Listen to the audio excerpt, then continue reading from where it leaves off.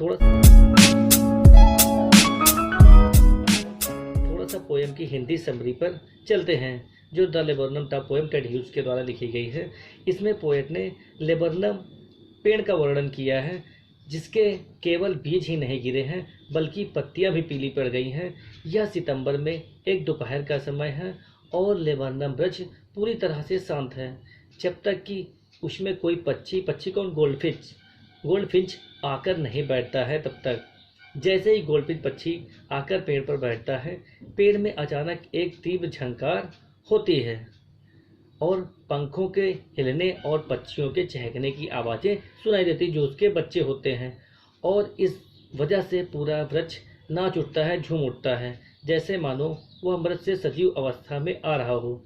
वह पक्षी गोल्डफिंच अपने बच्चों के लिए खाना लेकर आई है और यह देखकर सभी बच्चे खुशी और उत्सुकता से तेजी से चहकने लगते हैं अपनी मदर को देख करके कि वो उसके लिए खाना लाई है।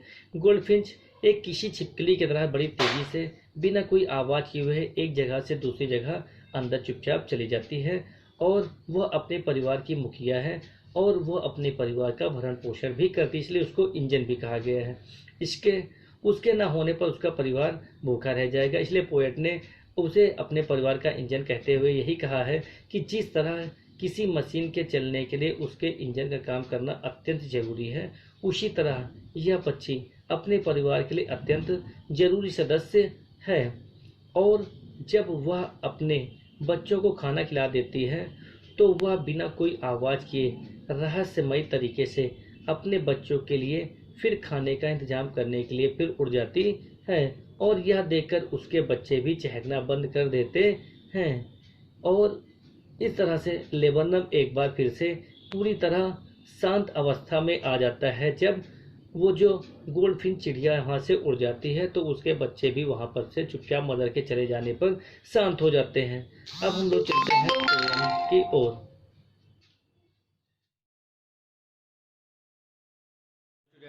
Today I am going to teach you the poem To the Laburnum Top by Ted Hughes. This is the second poem of the Hornbill book, NCERT pattern class 11. So first I am going to you summary of the poem. So in this poem the poet here says, the poem starts with a description of the laburnum tree whose top was still and silent. Its leaves had turned yellow and seed had fallen down. It was a daytime in the month of September when the tree was standing still and deathlike. The life of the tree here becomes alive by the arrival of the goldfinch bird.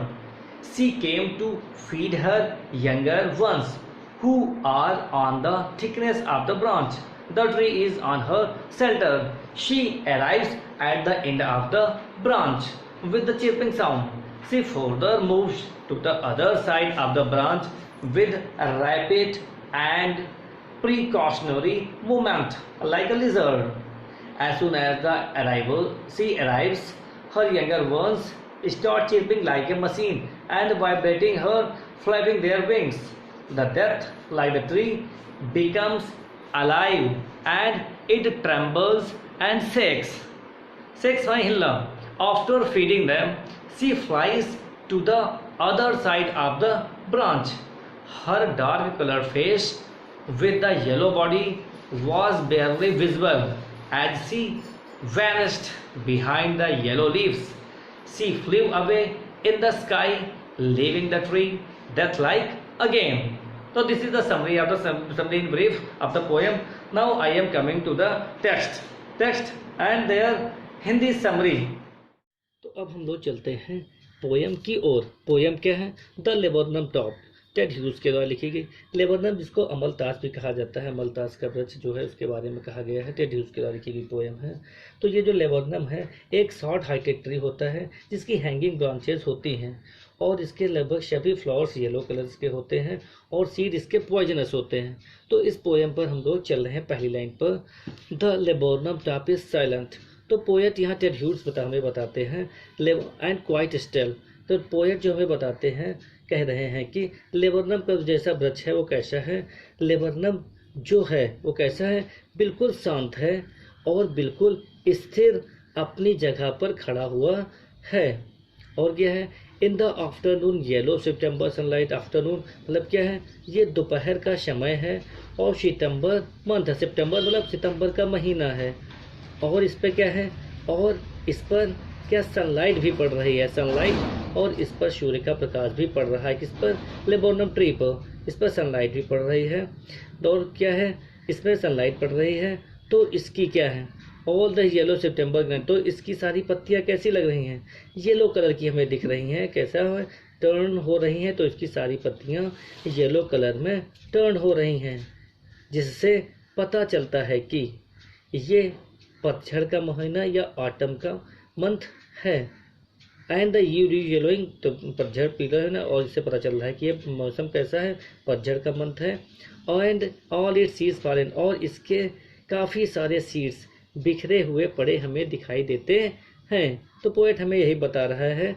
Next हम लोग चलते हैं next line पर। Next line क्या है, till the goldfinch comes the twittering chirping, twittering माने होता है सडन जर्क मूवमेंट, और चिपरिंग चिरप मीन्स होता है हाई रिपीटेटेड पिंच साउंड। ये कैसी होती है, बहुत तेज की जो चिड़ियों की आवाज़ होती है।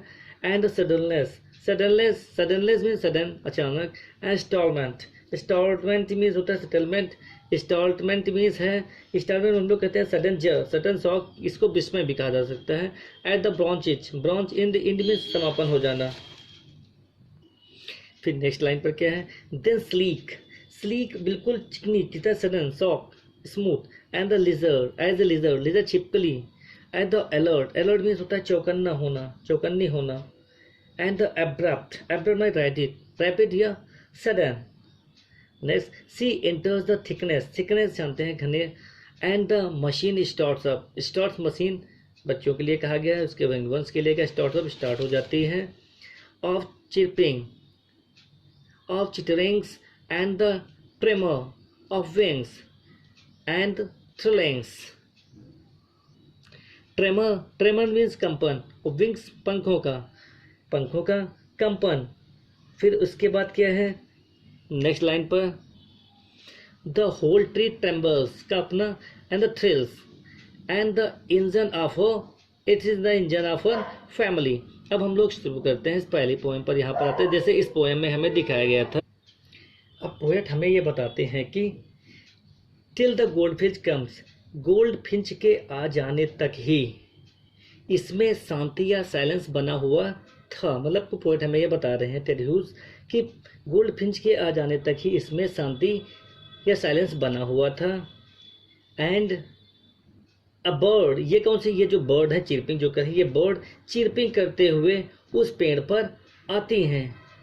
कौन आती है, कौन सी बर्ड, गोल्डफिंच चिरपिंग करते हुए उस पेड़ पर आ जाती है। और and sudden startlement and the branch in, और वह ब्रांच की एंड पर आकर के बैठ जाती है। वह काफ़ी, यह पोएट बताते हैं कि ये जो समय देखने का क्षण है, ये बहुत ही सरप्राइजिंग क्षण है, बहुत ही आश्चर्यजनक का क्षण है। अब इसके बाद क्या है, then sleek in as a lizard, उसके बाद क्या है, वो स्लीक एज लगा तो यहाँ पर सिमिली फिगर ऑफ स्पीच। उसी तरह पर सितंबर और सनलाइट, ये कैसा है, alliteration, alliteration figure of speech. उसी तरह यहाँ पर दिखाया गया है। Then sleek as a lizard, उसके बाद क्या है, वो एक लिजर्ड की तरह, लिजर्ड छिपकली की तरह, वह एक छिपकली की तरह चिकनी है। एंड अलर्ट, और बहुत ही चौकन्नी होती है। एंड एब्रप्ट, और वो बहुत ही सडन होती है, बहुत ही सडन होती है, बहुत तेज होती है, बहुत रैपिड होती है। सी एंटर्स द थिकनेस, वो क्या है, जैसे ही वो, अब पोएट यहाँ हमें बता रहे हैं कि वो इतनी चौकन्नी होती है, सडन होती है, जैसे ही छिपकली, लिजर्ड या जो छिपकली है, लिजर्ड है, सराउंडिंग से बहुत ही अलर्ट रहती है। क्यों, क्योंकि उसको अलर्ट रहना पड़ता है कि कहीं उसको कोई दबा ना दे, ख़त्म ना कर दे। इसलिए पोएट बता रहे हैं कि वो जो गोल्डफिंच बर्ड है वो भी बहुत ही चौकन्नी रहती है यहाँ पर आकर के।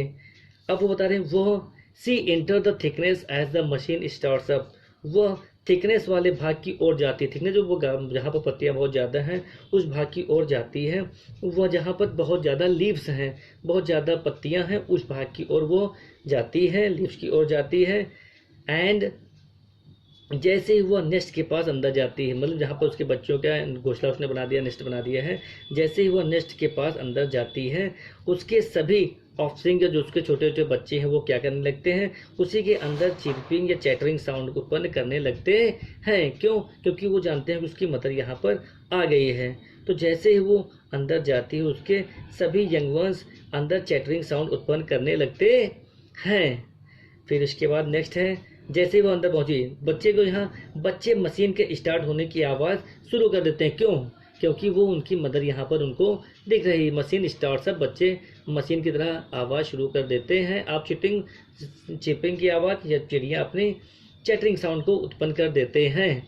And A tremor of wings, और ट्रेमर ऑफ विंग्स वो अपने छोटे छोटे, क्योंकि उसके जो बच्चे होते हैं वो कैसे, जो उसके बच्चे होते हैं छोटे छोटे होते हैं, वो चैटरिंग साउंड उत्पन्न करते हैं और उनके पंखों को हिलाने लगते हैं। ट्रिमर ऑफ विंग्स अपने छोटे पंखों को हिलाने लगते हैं, कंपन करने लगते हैं। और मदर को जब वो देखते हैं, जैसे ही वो मदर को देखते हैं, उन बच्चों को क्या ये होता है, जो उन बच्चों का जो ये एक्साइटमेंट से ही ऐसा लगता है कि उन बच्चों के एक्साइटमेंट से ही ऐसा लगता है कि ट्री क्या कर रहा है, ट्री ट्रेम्बल्स कर रहा है। The tree trembles and thrills, tree trembles कर रहा है या कंपन कर रहा है, और ऐसा लग रहा है कि हमें उसके ये रिसेंबल कर सकते हैं कि उनके एक्साइटमेंट को ही देखकर और पोएट को ये लग रहा है कि ऐसा लग रहा है कि उनके एक्साइटमेंट को देखकर ही ऐसा लग रहा है कि जो हमारा ये लेबोनम वृक्ष था, बहुत शांत स्थिर था, वो भी जीवन तो हो उठा हो। It is the engine of our family. ये क्या है? गोल्डफिंच क्या है? वो अपने परिवार का, वो क्या है? अपनी फैमिली का इंजन है। क्यों? वो अपने परिवार का इंजन है। सी स्टॉक इट्स फुल, वो अपनी फैमिली को फेड अप करती है, फुल करती है, कंप्लीट कर देती है, पोषण देती है, खाना खिलाती है। Then flits out into the branching, और उसके बाद वो फ्लिट्स आउट मतलब होता है मूव कर जाना, लीड ऑन टू मतलब मूव कर देना। उसके बाद वो अपने यंग को अच्छे से खाना खिला देती है और धीरे धीरे ब्रांच के एंड की ओर, धीरे धीरे ब्रांच के एंड से धीरे धीरे मूव करना चालू कर देती है। कौन? Goldfinch bird. खाना खिलाने के बाद अपने यंग वंस को वो धीरे धीरे ब्रांच के एंड पर धीरे धीरे मूव करना प्रारंभ कर देती है। अब इसका showing her bared face, bored जो उसका फेस है, बॉर्ड में स्ट्रिप्स, जो स्ट्रिप मतलब ये स्ट्रिप्स कह सकते हैं, बार्स कह सकते हैं हम लोग। तो मतलब वो क्या, फेस आइडेंटिटी मास्क, जो वो क्या है, जो अपनी क्योंकि वो बर्ड कैसी है, येलो कलर की है, और मगर पोएट ने उसको बताया कि जो बर्ड है ये फ्लिंच येलो कलर की है, मगर उसका जो पोर्शन का जो आगे जो उसका फोरहेड फेस है उस पर एक ब्लैक कलर की स्ट्रिप है। तो उस स्ट्रिप को पोएट उसको आइडेंटिफाई कर रहा है कि कैसे वो अपने यंग वंस को वो अपने चेहरे को दिखा रही है। तो ये बता रहे हैं पोएट, हमें ये बताते हैं कि जाते वक्त वह अपने फेस को अपने यंग वंस को दिखाती है। वह येलो कलर पर कुछ ब्लैक रंग के बॉर्ड्स हैं, क्योंकि उसके जो पूरी चिड़िया पर येलो कलर के उस बार्स हैं या स्ट्रिप्स हैं, जो वो उन्हें अपने यंग वंस को दिखाती है ताकि वो उसे याद रख सकें कि वही उनकी मदर है। कौन? वही गोल्डफिंच उनकी मदर है, और दूसरी बर्ड्स के आ जाने पर वे चिरपिंग न करें ट्री पर, अदर प्रकार की आवाज़ें उसके आ जाने पर एक्साइटमेंट या चिरपिंग की आवाज़ ना करें। इसलिए वो जो गोल्डफिंच है उन अपने बच्चों को अपना फेस दिखा रही है, बॉर्ड चेयर्स दिखा रही, बॉर्ड फेस दिखा रही है। अब इसमें हम लोग देखें, इसमें क्या है, सेम वही उसी तरह ही है।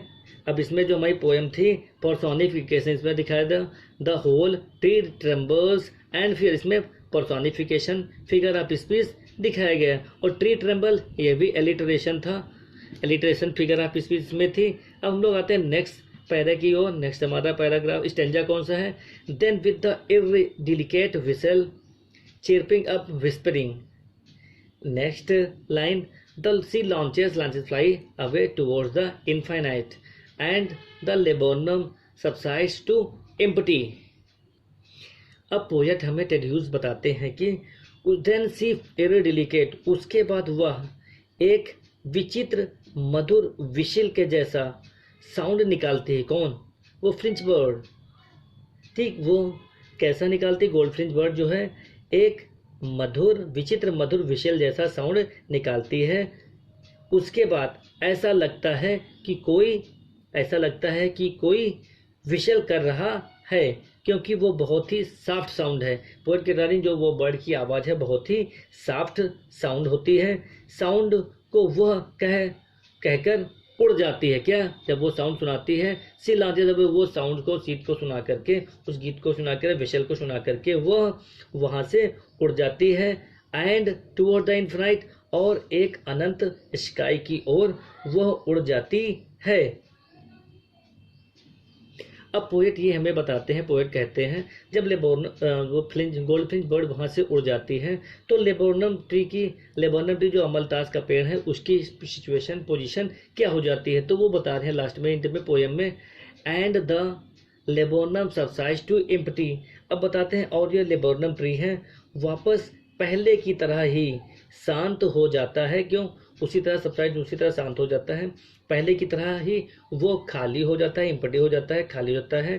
अब कोई आवाज़ सुनाई नहीं पड़ती है। क्यों, क्योंकि गोल्डफिंच उड़ गई है, उसके बच्चे भी यंग वंस उसके शांत हो गए हैं, और ट्री जैसा भी था पहले की तरह ही वो हो गया है। तो ये पोएम की कंप्लीट हिंदी एक्सप्लेनेशन था। आप लोग इसको समझ लीजिए, बहुत ही इम्पोर्टेंट है, बहुत ही ज़रूरी है, बहुत ही